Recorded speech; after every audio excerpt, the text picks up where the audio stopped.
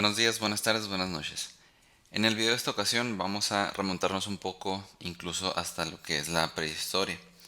Sí, que bueno, se tienen registros arqueológicos de que se encontraron restos, vaya, sí, bastantes restos de lo que se podría llegar a considerar pues las primeras versiones de este objeto, de este artefacto.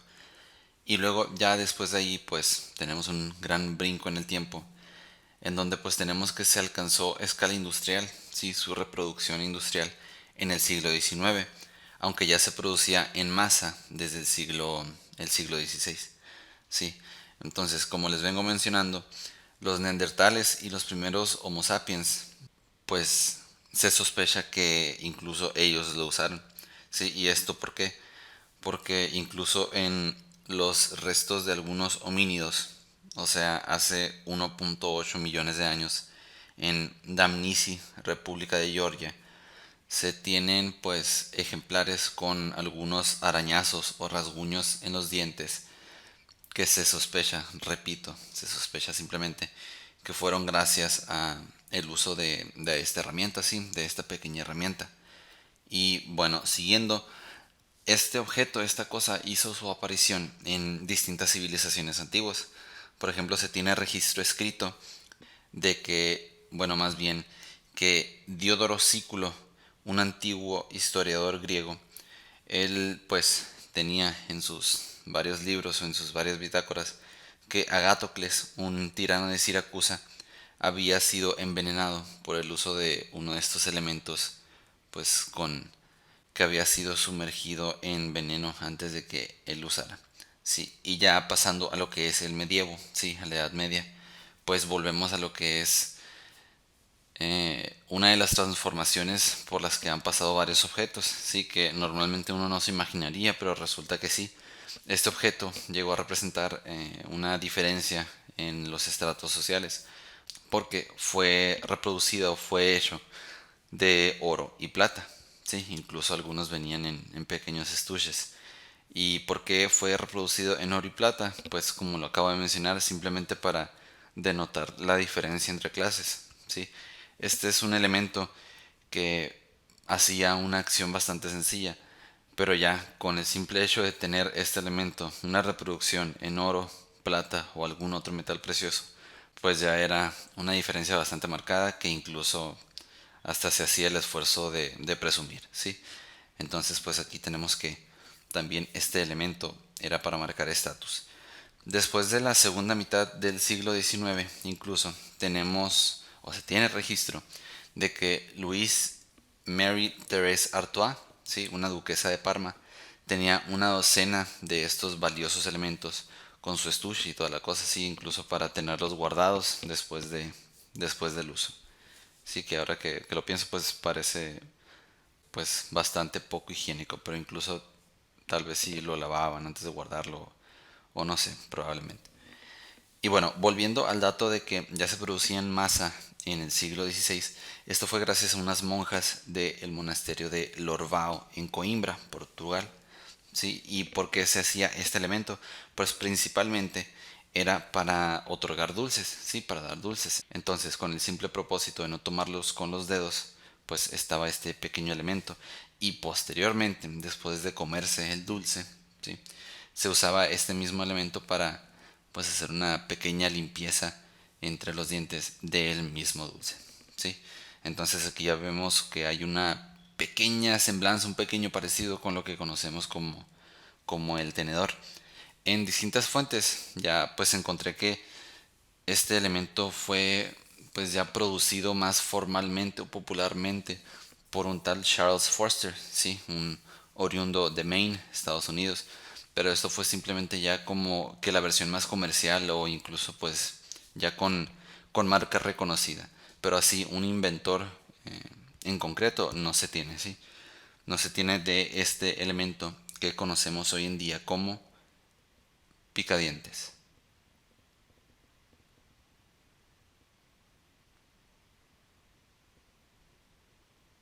La forma. Muy bien. Entonces, continuamos con la forma. ¿Cuál es la forma del picadientes o, bueno, como alcancé a leer en algunas partes, mondadientes? o incluso más sencillamente palillos de dientes. Pues tiene la forma muy sencilla y característica de una pequeña astilla, sí, de un pequeño palillo, vaya. ¿Y esto por qué? Mm, es curioso ver aquí cómo pues hacemos, o sea, se puede llegar a decir que se llegó al extremo, sí, a uno de los extremos, inclinándonos más al extremo de la función. El palillo es muy fácil de sujetar, sí, simplemente pues con los dos dedos, principalmente el pulgar y el índice, se sujeta y después se hace uso de él, ¿no? Para limpiarse los dientes o para quitar algún resto de comida. Pero la forma total está definida por la función más que por el agarre, sí, más por los detalles eh, ergonómicos. Sí, sí son ergonómicos en el sentido de los dientes, más no ergonómicos en el sentido de que van a ser tomados por un par de dedos. Sí, entonces el hecho de que sea delgado y pues que tengan la gran mayoría una punta al final, pues viene siendo a razón de que tiene que introducirse comúnmente entre un par de dientes, sí, para quitarle un resto de comida. Usualmente tienen un largo de 5 centímetros aproximadamente y el grosor no suele ser mayor de 2 milímetros de diámetro. Sí, imaginándonos que en el corte es totalmente circular. Sí, es de cuerpo alargado y pues usualmente tiene dos puntas. Sí, estas dos puntas que terminan en un pequeño pico. Los picadientes de estilo japonés, en cambio, tienen simplemente una punta y del otro lado se termina en una parte pues plana, así, el corte plano, y justo al final se tienen una serie de pues de grietas circulares que rodean todo el elemento, ¿sí? Esta es una de las mayores diferencias. Y pasamos a lo que son los materiales. Como nos podremos imaginar, o la versión más común es la de madera o incluso huesos, ¿sí? Antes, cuando no se tenía tanta tecnología. Y como se mencionó en la parte de la historia, había incluso versiones de oro, plata y distintos metales preciosos.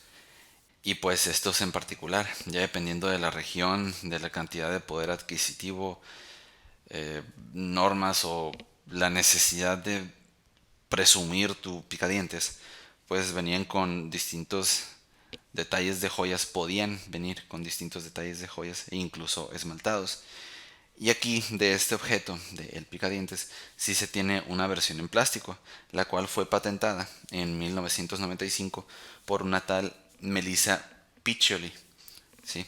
Entonces este elemento en particular, este elemento de plástico, vendrá a ser pues bastante importante, simplemente que lo mencionaremos un poco después. Entonces, ¿cuál viene a ser la relevancia, la importancia y la trascendencia de este elemento? Pues la verdad es que bastante. Es muy común ver cómo es que elementos de un tamaño bastante reducido o pequeños pues tienen ciertas curiosidades bastante específicas. Por ejemplo, la de los nombres, ¿sí? Al menos yo por toda mi vida los he conocido como picadientes. También alguna vez o incluso yo también me he referido a ellos como palillo de dientes, nada más que no lo encuentro tan común. Y de hecho, por ejemplo, en páginas de internet encontré que era más fácil referirse a ellos y que salieran pues páginas con su información y demás si se buscaba mondadientes, sí, así todo junto como picadientes. Entonces es una curiosidad bastante interesante. En la misma fuente en donde aparece este personaje llamado Charles Forster es en donde está el dato de que en 1887 fue cuando hizo este salto agigantado, sí, fue cuando se popularizó de manera pues bastante brusca, por así decirlo, al estar siendo producido en masa por este personaje en particular. Sí, ya que si recordamos un poco, fueron las monjas del monasterio de Lorbao en Coimbra, Portugal, las que pues comenzaron su producción en masa, sí, la primera vez que fue realizada. Entonces, en 1887, en estas fuentes, se menciona pues eh, textualmente, que fue aquí donde se hizo el salto de este elemento desde las selvas de Brasil hasta los restaurantes de Boston. Sí, aquí es donde se quiere dar a entender que ya en este año fue cuando el mundo lo iba a conocer por completo y ya pues iba a ser un elemento ampliamente y comúnmente conocida. ¿Sí? Y continuamos con una parte bastante interesante que es la de el tenedor. ¿Sí? Su relación o su poca, mínima o ninguna relación con el tenedor. ¿Podría llegar a ser un sustituto del tenedor? Bueno, pues eso quién sabe, ¿no? Pero es curioso que en el caso de las monjas, esa era la función que hacía, ¿sí? Con tal de dar los dulces y que no los tomaras con los dedos y que así te ensuciaras, pues idearon estas, o comenzaron a producir en masa estas pequeñas astillas o estos pequeños palillos de madera, que tenían una doble función, ¿no? O sea, la de usarse para tomar el alimento y pues la misma de limpiarse el alimento de entre los dientes, ¿sí? El que quedara, porque en este caso en específico se trataba de dulces, ¿sí? Entonces es una curiosidad bastante, pues, entretenida. Habría que ver después cómo es que se percibiría el cambio o si es que para empezar sería posible el cambio de la figura que se conoce como el tenedor por simplemente un elemento de un solo pues pico, vaya, que viene a servir como lo mismo. ¿Sí? Estaría bastante interesante ese ejercicio. Y volviendo a la versión de plástico patentada en 1995 por Melissa Piccioli, este elemento tuvo pues tanto éxito que esto es lo que se encuentra en la navaja suiza. Sí, la navaja suiza que trae mil y una herramientas también trae este palillo de plástico, sí, en vez de madera, de plástico. Entonces aquí radica en sí gran parte de la importancia de esta herramienta, ¿no? Aquí es donde por más pues simple se podría decir que parece este objeto, pues realmente puede llegar a sacar de algún apuro bastante incómodo. Y para finalizar, pues tenemos el dato, el obvio dato, de que es parte de la historia de la higiene bucal. ¿Sí? No es, no la considero, sí, muy personalmente que sea como que la solución para tener una buena higiene bucal, pero dado su pues solo propósito está en una muy amplia relación con esto de mantener una buena higiene bucal, ¿sí? Sin mencionar lo que es pasta de dientes, cepillo, hilo dental y todo ese tipo de elementos. Entonces, pues es algo bastante intrínseco de este elemento y todo lo que gira alrededor de su función. Por este video es todo. Nos vemos luego.